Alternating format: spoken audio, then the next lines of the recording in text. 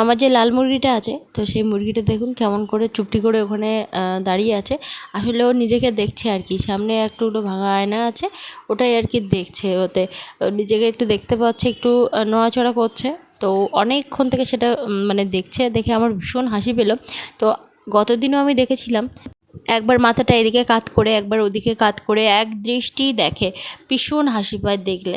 আসলে অনেকে কমেন্ট করবেন যে কেন এরকম ভাঙা আয়না রেখেছো, রাখতে নেই। আসলে আমাদের না ওই আয়নাটা ভেঙে গেছে, তো রাহি বাবা যেহেতু বাড়িতেই সেভ হয় আর কি দাড়ি, তো ওই জন্য মানে একটু লাগে, তো ওই জন্য যতদিন না আর কি নতুন আয়না আসবে ওই জন্য ওইখানে রেখে দিয়েছে আর কি। রাহির বাবা একটু ব্যস্তই থাকে, দেখা যায় যে অর্ধেক জিনিস আমি ফোন করে বা হোয়াটসঅ্যাপে বলে দিই, কিন্তু মনে থাকে না, চট করে হয়তো খেতে চলে আসে বা একটা দুপুর হয়ে যায়, এই করে আর কেনা হয় না আর কি। তো যত সব থালা বাসন ছিল সমস্ত সব ধোয়া হয়ে গেছে, আর এদিকে সব জল ভরে নিচ্ছি, ওদিকে আমি ড্রামে জল ভরছি, সেই সাথে এদিকে বাথরুম থেকে শুরু করে সমস্ত জায়গায় সব জল বয়ে বয়ে আনছি। আর এখন ওই গ্রামের কল থেকে জল আনি সন্ধেবেলা, বাচ্চাদেরকে ছুটি দিই, দিয়ে তারপরে মানে একেবারে বেরিয়ে যাই ওদের সঙ্গে, গিয়ে আমরা একটু রাস্তায় এদিক ওদিক একটু ঘোরাঘুরি করি। রাহিও একটু ভালোবাসে আর কি মানে গ্রামের রাস্তায় এদিক ওদিকে একটু ঘুরতে। তারপরে হচ্ছে সন্ধে হলেই এক কলসি জল নিয়ে চলে আসি, ব্যাস একবারে ঘরের মধ্যে চলে আসি, বেশ সারাদিন হয়ে যায় সেই জলে। তো এখন ওই জন্য সকালবেলা জল আনতে যাই না। আর এই জলে আমার মেয়ে চান করেছে, তো ভাবলাম অতগুলো জল ফেলে দেবো, বৃষ্টি হবে হবে করে হচ্ছেই না দেখে আমি যেগুলো একদম ঝিমিয়ে পড়েছে যে গাছগুলো, ওই গাছগুলোতে কিছু কিছু দিয়ে দিলাম। দুপুরের টাইমটায় রাহির বাবা বাড়ি থাকলেও হাজারবার বললেও বাগানের কাজ করতে চায় না। তো ভাবলাম যে আমি যতটুকু পারি আর কি অল্প খুঁড়ে যদি কোনো কিছু লাগিয়ে রাখতে পারি, কচু না হোক অন্তত গাছগুলো হলেও তো কচু শাক খাওয়া যাবে। তো ওই ভেবেই কিন্তু আমি যতটা পাচ্ছি আর কি খুঁড়ে আর লাগানোর চেষ্টা করছি। আর ভীষণ মেঘলা করেছে, আর সেই রকম পরিমাণে গরম, মানে কি বলবো, ভীষণ মেঘলা করলে দেখবেন কেমন একটা গুমটো গরম হয়, তার মধ্যে আমি একটু ছোটাছুটি করে কাজ এখন করি। 1টা বাজতে চললো, আর মেয়েকে চান করিয়ে ওর দাদার কাছে দিয়ে এসেছি, দাদা ভাত বানাচ্ছে ওখানে।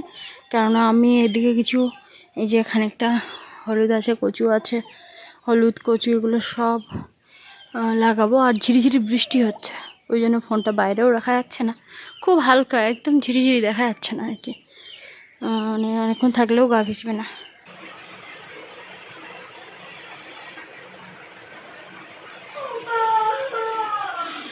কি কি হয়েছে বাবা? বৃষ্টিতে ভিজে ভিজে বুলটি ওই কিছু গাছ লাগাচ্ছে, বৃষ্টিও হচ্ছে খুব। ও কী সব গাছ লাগাচ্ছে, ওখানে পুঁইশাক গাছ লাগিয়েছে, কিছু কুমড়ো গাছ লাগিয়েছে, লাউ গাছ লাগিয়েছে, আর খুব বৃষ্টি হচ্ছে।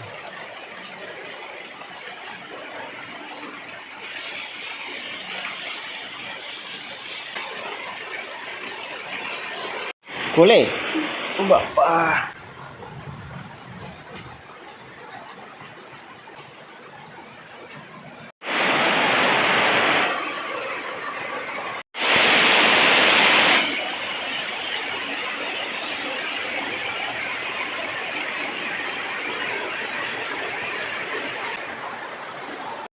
সারা দিনটাই তো মেঘলা, আর সাথে ছিল গুমোট গরম, আর এখন হচ্ছে মুষলধারে বৃষ্টি। তবে বৃষ্টি ভিজতে কিন্তু সবারই কম বেশি পছন্দ হয়, তবে আমার বৃষ্টি ভিজলেই মাথা যন্ত্রণা করে দেখে আমি অতটা বৃষ্টি ভিজতাম না আর কি। ওইখানে একটা চাল কুমড়ো গাছ হয়েছে, তো এখন তো বর্ষার কোনো কিছু দেওয়া হয়নি, চাল কুমড়ো গাছটা যদি একটুখানি বেঁধে দেওয়া যায় আর ওই মাচায় তোলা যায় তাহলে মনে হয় একটু ভালো হবে। আর প্রচণ্ড জল জমে যাওয়ার কারণে একদম ডুবে যাচ্ছিলো, তো ওই জন্যই আর কি ওইটা বাঁধার চেষ্টা করছে ওখানে। বিকালবেলা বৃষ্টি ভিজে, মানে সন্ধ্যাবেলা আর কি, বাচ্চাগুলোকে ছুটি দিয়ে আর বৃষ্টি ভিজে কিছু থালা বাসন ছিল, আর এই যে জল টল এনেছি, মুরগি গুছিয়েছি দেখে আবার ভিজে গেছে। আর ছাতে নিয়ে নিয়ে অতটা দৌড়ি করে কাজ করা যায় না। এখন আমার মেয়ে একটা কবিতা বলবে, আর আমার মেয়ে একদম মানে খুব ভালো মেয়ে, খুব প্রশংসা করতে ইচ্ছা করছে, তার কারণ হচ্ছে মানে এখন খাওয়ার সময় কোনো বায়না করে না। আর ওই যে কমপ্ল্যান দিদিভাই পাঠিয়েছেন, এখন সকাল সন্ধে ওটা খুব দরকার এখন, তাই তো?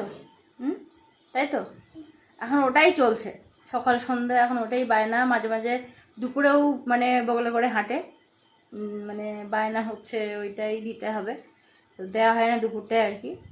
তো আমার মেয়ে একটা কবিতা বলবে, তারপরে একটু মনোযোগ দিয়ে শুনবেন। মৌমাছি মৌমাছি কোথায় যাও, নাচি নাচি হারাও না একবার ভাই। ওই ফুল ফোটে বনে চায় মধু আহু ননে, টানা পাওয়া চুমার টুনাই। ছোট পাখি ছোট পাখি কিচিমিচি টাকি টাকি, কোথায় যাও বলে যাও শুনি। এইখানে শুনতে বলতে এখনো হবে। কপ কোথা আমি আছি চিহ্নলতা, অপুময় পাঁচা হাঁচি মনিচ্ছে। পিপিলিকা পিপিলিকা তাই বল ছালি লেখা, কোথায় যাও বলে যাও, কোথায় যাও বলে যাও শুনি। এখনো কব কোথা আরে সব জায়গায় একই জুড়ে দিলে হবে না তো, না হবে না। আরে শীতে সঞ্চয় খুঁজি হবে। শীতে সঞ্চয় খাটটো জানতে পাই, ছয় ছয় পিল পিল চলি। হ্যাঁ বোঝাবো কোথায় যাও নাচি নাচি দাঁড়াও না একবার ভাই।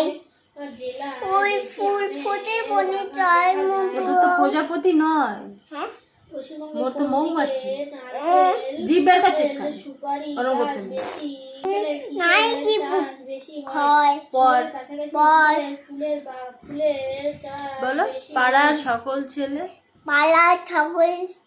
পালার ছাগল ছেলে কি মোরা ভাই ভাই মোরা ভাই ভাই কি মোরা একসাথে মিশিয়ার একসাথে খেলিয়ার পাঠশালা।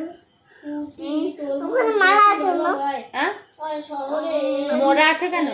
মোরা ভাই ভাই মানে আমরা সবাই ভাই ভাই।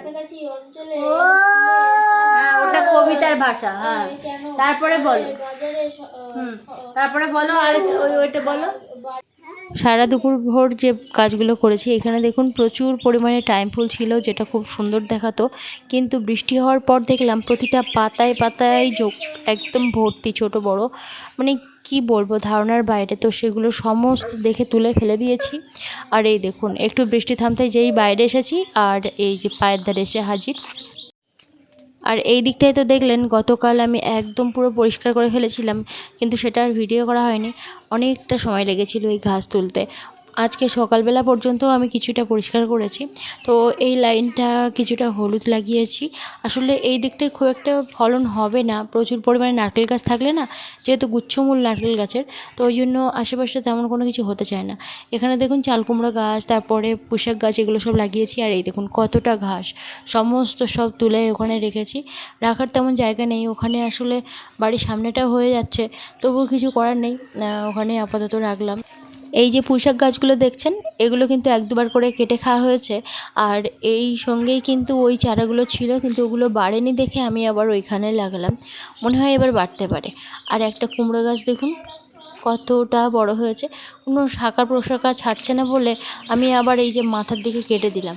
তারপরে দেখি না এই পাতার ফাঁকে দুটো এই যে শাখা বেরোচ্ছে। দুই জায়গায় দুটো পেঁপে গাছ লাগালাম, এই যে সামনের দিকটা একটু কেটে দিয়েছি। বেশ অনেক দিন হলো, কিন্তু কোনো ফুলও হচ্ছে না, আর কোনো রকম মানে ফলও আসছে না। তো শেষ পর্যন্ত এখন দেখা যাক। এই যে নালা কেটেছি, ওই দিকটাও নালা কেটেছি, কেননা পুরো বাগান একদম জলে ডুবে যাচ্ছিলো। রাহির বাবা একবার সেই চান করে উঠলো, মানে বৃষ্টি আসার আগে, আর একদমই নামলো না। তাই দেখে আমি ভাবলাম যে এগুলো তো করতেই হবে, কেননা এত কষ্ট করে সব লাগিয়ে দেখা যাচ্ছে যে জল জমে সব নষ্ট হয়ে যাচ্ছে। তার মধ্যে কষ্ট আর নেই। এখানে সব কুপিয়ে কিছুটা হলুদ ছিল, সেগুলো সব লাগিয়েছি। এই জায়গাটাও নালা করেছি যাতে জলটা অনেকটা বেরিয়ে যায়, কারণ ওই সাইডটায় হচ্ছে একদম নিচু, জল একদম বেঁধে গেছিলো অনেকটাই করে। এতদিন পর ঝমঝমিয়ে বৃষ্টি হয়েছে আর কি। এসেছে একটা উপহার, আর পাঠিয়েছেন কিন্তু তিলোত্তমা দিদিভাই। এই যে এই পার্সেলটা এসেছে। ছুরি টান। ছুলি হ্যাঁ ছুরি টান। ও খালি গায়ে ওই জন্য নিতে পারছি না, বলছে মা এক্ষুনি খোলো। বলেছি শোনা তোর জন্য এসেছে। এটা পাঠিয়েছেন তিলোত্তমা দিদিভাই। দিদিভাই আমাকে আগে থেকে মেসেজ করেছিলেন যে একটা পার্সেল যাবে, আর এটা হচ্ছে মেয়ের খুব কাজে লাগবে। বাহ, তুমি কাঁচি নিয়ে এসেছো? বাহ, তুমি তো খুব ভালো মেয়ে দেখছি। ল্যাপটপ, এই যে বাচ্চাদের এগুলো অনলাইনেই দেখেছি, কিন্তু হাতে নিয়ে কখনো দেখিনি, বা কারোর মানে কাউকে আমি দেখিনি, তো ওই জন্য আমি খুলেই আর দেখাচ্ছি আর কি। আর আমার মেয়ে তো সঙ্গে সঙ্গে বলে চিৎকার করে উঠেছে, কি সুন্দর রে সোনা, বাবা আর কত কি তুই ব্যবহার করবি রে সোনা, হ্যাঁ দাঁড়াও পড়ে যাবে কিন্তু, দেরি করো, এক্ষুনি খোলা লাগবে, আমি এদিকে ভিজে আছি, এক্ষুনি খোলা লাগবে। ওপেন কর, এখান থেকে এইটা ওপেন কর, উঁচু কর। তিলোত্তমা দিদিভাই কিন্তু পাঠিয়েছেন শোনার জন্য। আর দিদিভাই থাকেন ওমানে, মানে অনেকটা দূর, সেখান থেকেই আমার ভিডিও দেখেন এবং এই ভিডিওর মাধ্যমেই দিদির সঙ্গে পরিচয়। দিদি আমাদেরকে সত্যি ভীষণ ভালোবাসেন। আর দাদা এবং দিদি দুজন মিলেই কিন্তু এটা মানে ভেবে চিনতে দেখেছেন যে এটা হচ্ছে শোনার জন্য ভালো হবে, ওই জন্য কিন্তু জন্মদিনের উপহার পাঠিয়েছেন। রাহির জন্য কোনটা ভালো হবে সেটা ভেবে তারপরে অনলাইনে সার্চ করে পছন্দ করে এই যে পাঠানো, মানে এই যে ব্যাপারগুলো, মানে যে সমস্ত উপহার রাহি পায়, তো এই ব্যাপারগুলো না অনেক মানে বড় একটা ব্যাপার, যেটা ভাষায় প্রকাশ করা যাবে না। এখানে রাহি অনেক কিছু মানে জানতে চাইছিল কোনটা কি হবে, তো এখনই চালানো যাচ্ছে না, তার কারণ ব্যাটারি আনতে হবে। তো রাহির বাবাকে মানে ফোন করে দিয়েছি যে ব্যাটারি আনার জন্য। তো কটা কি ব্যাটারি লাগবে তবু আমি জানি না, তবু আমি দুটো এমনিতেই নতুন জিনিস, তার মধ্যে এত কালারফুল একটা জিনিস, ওর তো ভীষণ মানে এইটা নিয়ে ব্যস্ত হয়ে উঠেছিল, মা কখন হবে কি হবে এরকম একটা ব্যাপার। তো তারপরে গিয়ে ওর যখন ফাইনালি মানে সব কিছু রেডি করে ওর হাতে দেওয়া হলো, ভীষণ খুশি হয়েছিল। থ্যাংক ইউ দিদিভাই, দাদাকেও থ্যাংক ইউ বলবো, কেননা মানে দুজন মিলেই কিন্তু আমার মেয়ের জন্য এই সুন্দর উপহারটা পাঠিয়েছেন। অনেক ভালো থাকুন সবাই, আর এইভাবেই পাশে থাকুন। আপনাদের সঙ্গে দেখা হচ্ছে পরের দিনের একটা নতুন ভিডিও। এতক্ষণ ভিডিও দেখার জন্য অনেক ধন্যবাদ সবাইকে।